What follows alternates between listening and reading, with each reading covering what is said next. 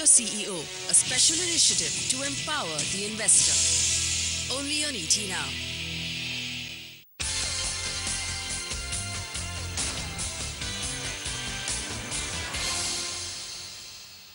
Hello and welcome to the show that promises to bring to you the flag bearers of India Inc. for tomorrow. And today I present to you Shashwat Goenka, the son of Sanjeev Goenka. Shashwat, it's a pleasure to meet you. Pleasure meeting you as well, Nisha. Thank you so much. You're all of 23 at a time when most of the youngsters join as trainees, but you're heading the retail business at Spencer's in the large conglomerate that you're part of.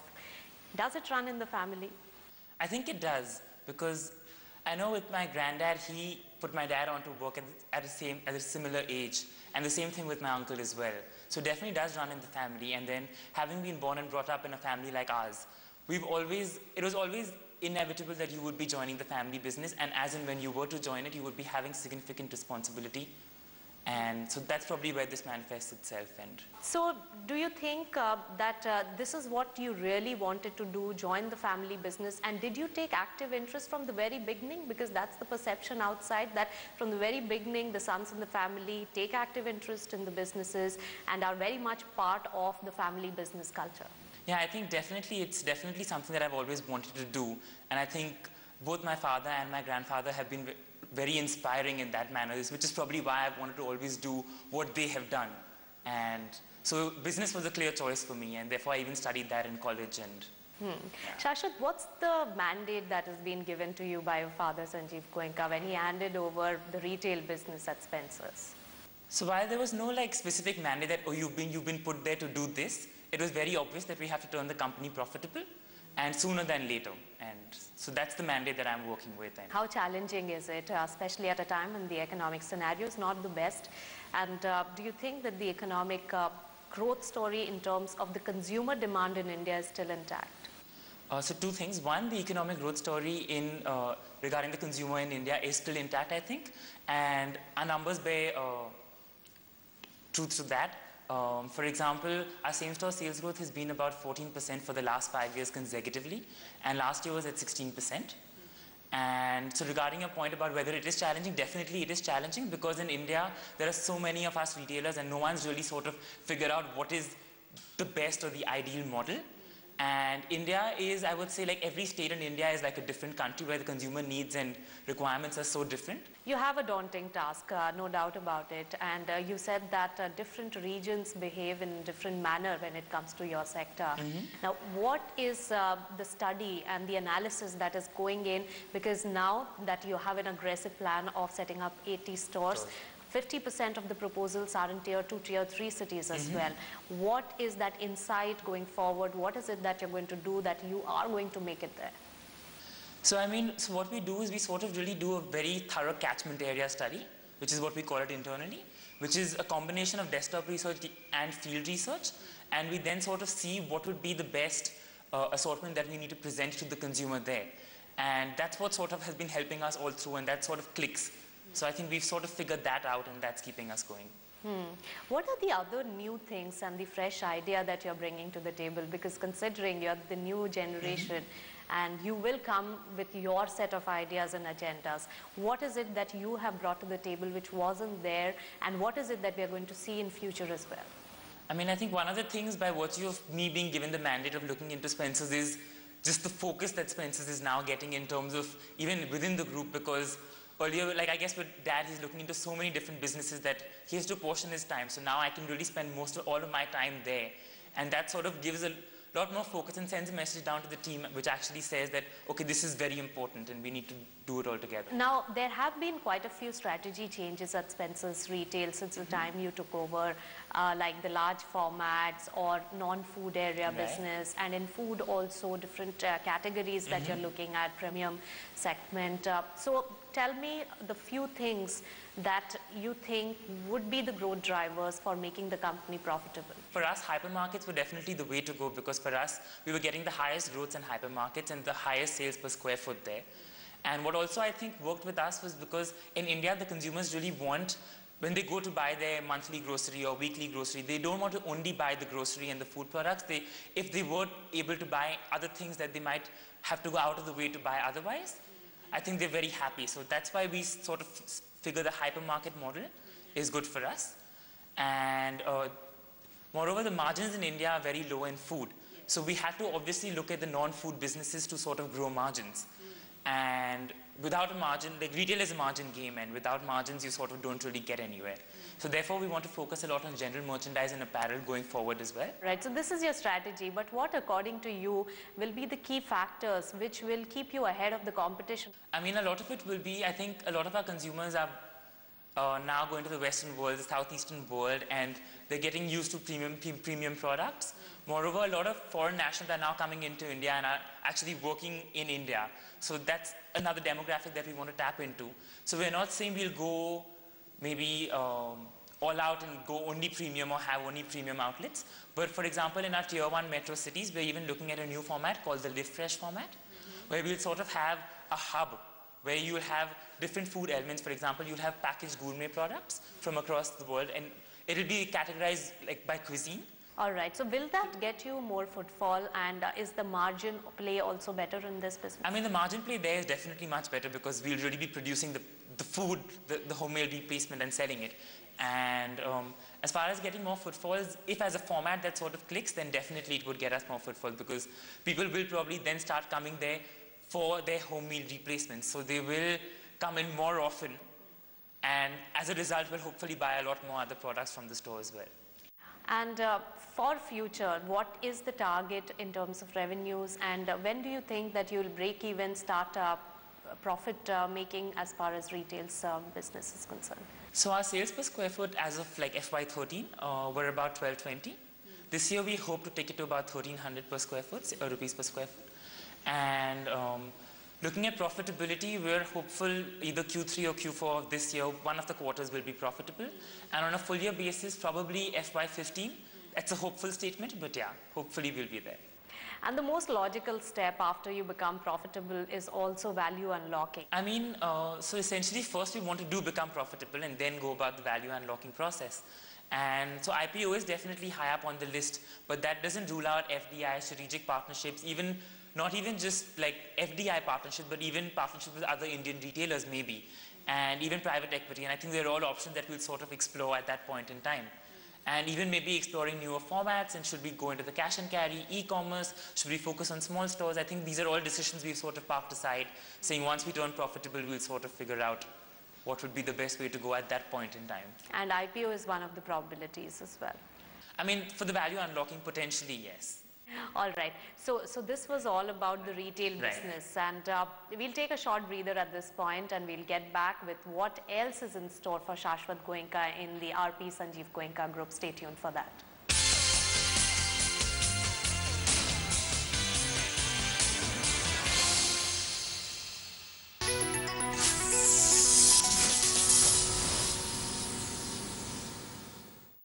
Power to empower a new India. Anu Power.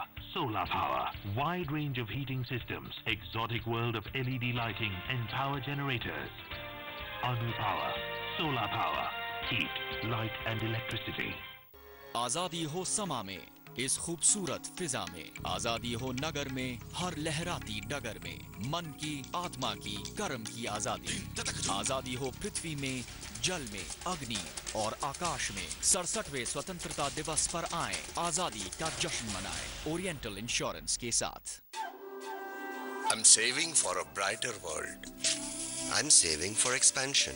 I'm saving for a holiday. I'm saving for the planet. SSK LED lights consume 1/3 the power of CFLs. Switch it on and start saving. SSK LED lights. Light years ahead. RBI clamps down on foreign outflows. The government calms the nerves. Mr. Chidambaram, your first comment, sir, on RBI's circular that has just been issued on overseas direct investment. Corporates are not being discouraged from acquiring assets abroad. The limit has been tweaked from 400 to 100% of net worth. But if a corporate makes out a case that it requires more money, the RBI will give approval. From CEOs to policymakers, ET Now is the channel India turns to.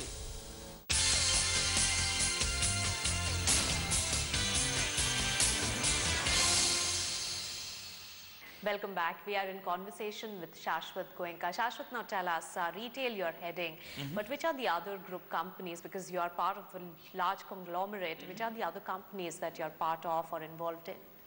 So I've joined our group a year ago. So when I joined, it was more like a month of training across all the different group companies.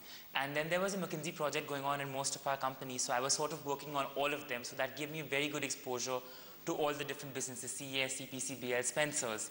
And thereafter, I started focusing on Spencer's starting November. And I worked with the supply chain team, then with the corporate team, and then now I'm sort of heading it. And so essentially, I spend most of my time with Spencer's. But also last year in October, we acquired a BPO company, First Source. So I'm on the board of that company as well. So while I don't really play an operating role, I am involved with key decisions that sort of happen in that company. And outside of that, what I find very interesting, and therefore I try and involve myself with, is Saregama. Because now we're at this juncture of seeing how we can go digital and what is the next best way of distributing music, because CDs, cassettes, they don't really sell with the consumers today, and so that's the other area that I'm sort of interested in. And will I be right if I judge from whatever you have just told me that you're more interested in the new economy companies, you're more interested in retail, IT, digitization, so these are the areas that interest you, while the group is also functioning in very important fundamental sectors like power, right, chemicals, tea, coffee, so rubber, so these are the other sectors. So how are you going to take it forward? Are you going to involve yourself more on that, or you want to cut a niche, create a niche and expand this particular space that you're involved in? I mean, so today at 23, I feel like I can add a lot more to these new age businesses than I can to slightly more mature businesses. And that's probably why I am where I am. And going forward, definitely we would want to expand the new age businesses, but that's not saying that we don't want to expand the core businesses of the group as well. So power, manufacturing, all of that will still continue to play a key role. And I think today it's working out well because Dad's sort of looking more into those and I'm looking more into these. So that's working out well. And I'm sure that assignment is a tall task for you. But what I wanted to also understand is that you actively participated in the acquisition of First Source. It was a big acquisition by the group, quite surprising for the markets as well. Now that it's behind us, that acquisition is done. Tell us, whose idea was it, and where did it crop up from, and what were the learnings that you got from this acquisition? So I think as a group, we were wanting to diversify into some kind of a business. And so we also had McKinsey advising us on what are the potential sectors. And we were definitely looking at something that was not as heavily regulated as power is, and definitely something which is more consumer facing, because we as a group are a consumer facing group, for example, with CESC, with Saregama, with Spencer's. So we wanted to keep that part still going. You've been a gold medalist at Wharton. You have learnt all the ways of an M&A and the ways these kind of deals are struck.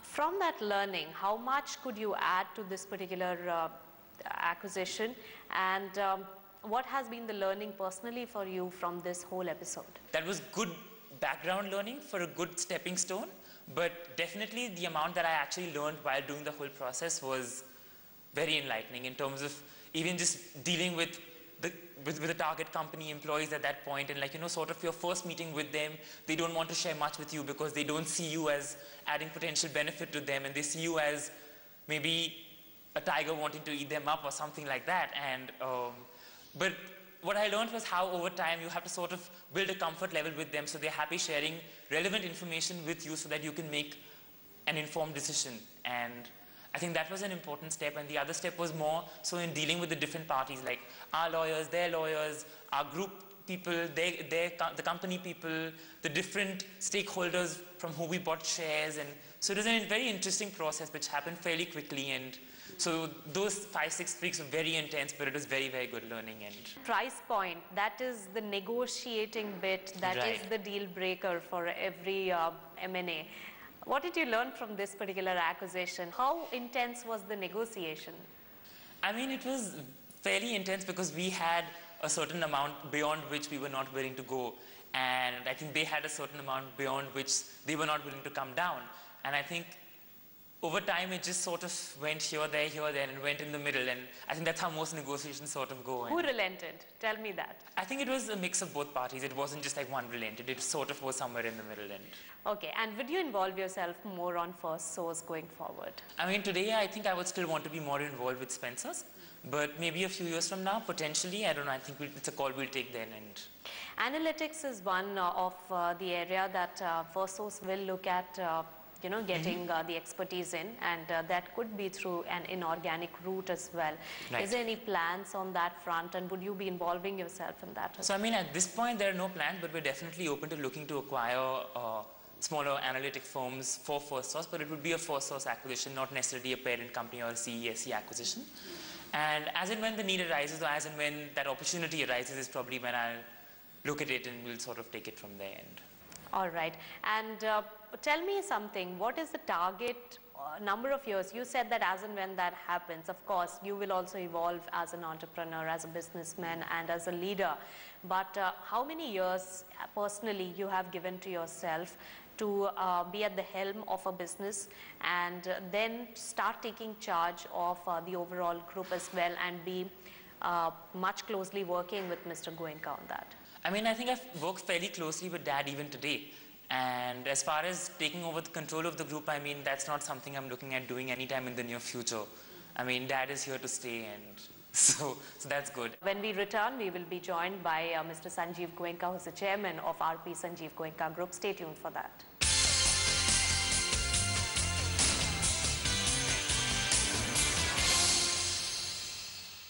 How big is the new big? It's as big as a sandwich and light as a feather. It's big to imagine and fun to share. And big on HD Entertainment. And big enough to read all at once. The new Xperia Z Ultra. Big screen, big entertainment. Sony. Love has many expressions. Love for the nation is one of them. Love for the country is expressed in togetherness. LIC salutes the nation on its 67th Independence Day. सूरज की मटकी ओए बारिश का रेला बल्ला घुमई के ओए नहले पे दहला ओ धूप है नीम बारिश करेला मीठी चूरी सा काटने चला umbrella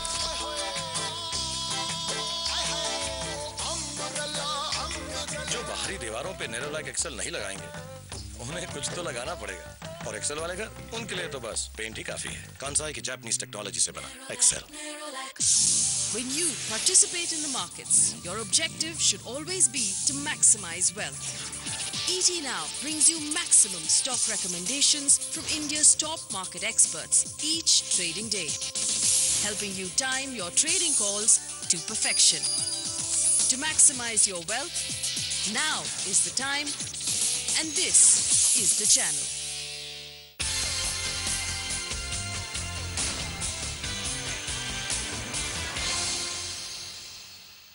Welcome back. It's a rare occasion to have both father and son together in the show, Mr. Sanjeev Goenka. Thanks so much for joining us. It's a real pleasure.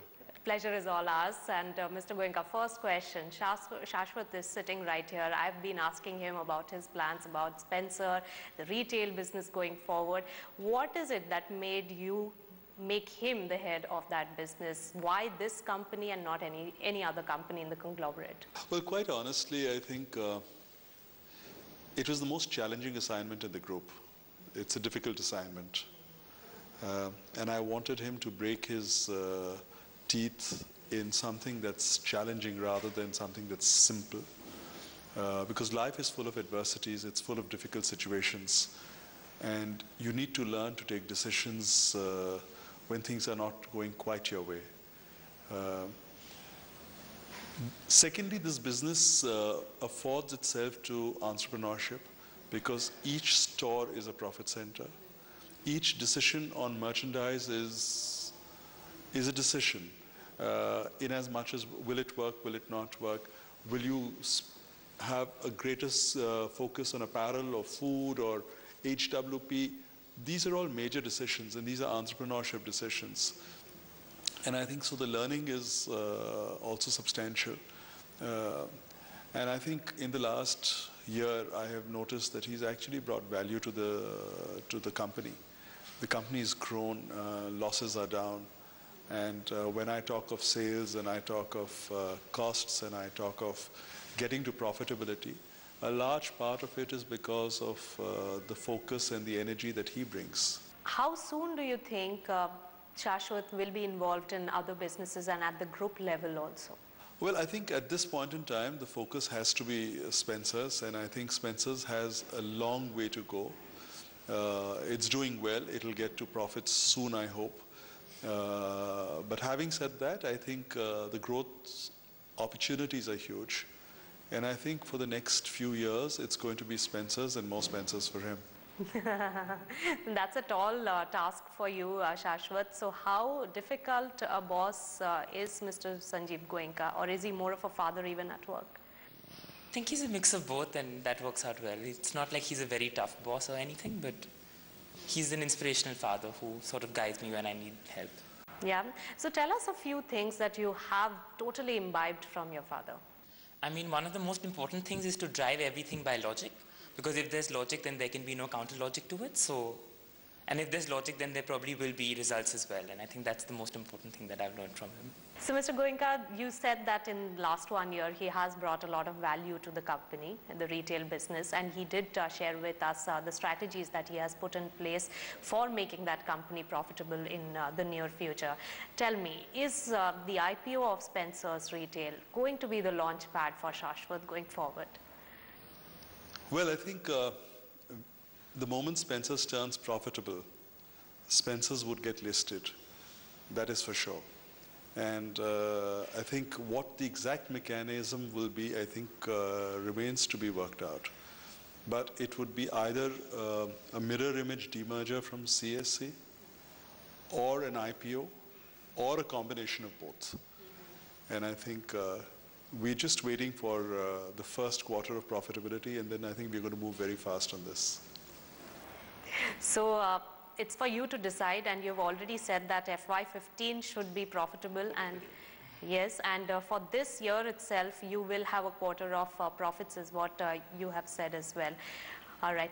In terms of other group companies, of course, Shashwat is on the board of Source as well, and he actively participated in the M&A transaction. Now, you are a diversified group, and you've always looked at better opportunities. Now, First Source was one of the big acquisitions after a very long time. Are we going to see more such unrelated sectors that you are going to dabble with? No. There was a logic behind the acquisition of First Source. The power business is capital intensive. It's government intervention intensive. And we wanted to move away from having too much of government intervention and a very capital intensive business. And First Source actually is a perfect complement for that. Having said that, for us, the power distribution business, our retail business, our music business are all people related businesses, as is the BPO business. So it was synergizing with our strengths and complementing areas that we actually wanted to complement on. And we're happy with the acquisition. It's done well. But now we see no compelling reason to go into a new sector, because all the sectors that we are in actually afford very healthy growths. Right. Mr. Goenka, I clearly remember reading about you being very instrumental in the acquisition of CSE way back. And is that something that if Shashwat also goes ahead and does in any other sector which you may not agree with, I mean, that's a possibility in future?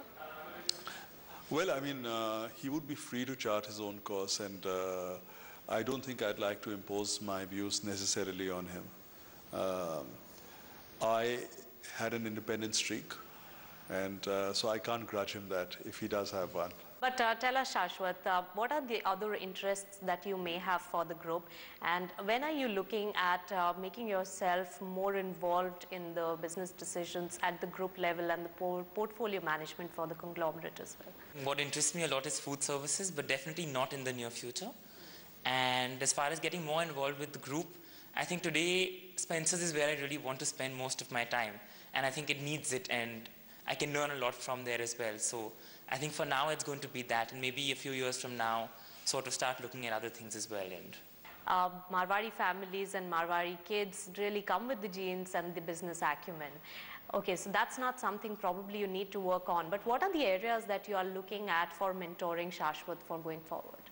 You know, I think it's about the ability to take decisions quickly and logically. It's about how to deal with people in a human manner and yet be fair and firm.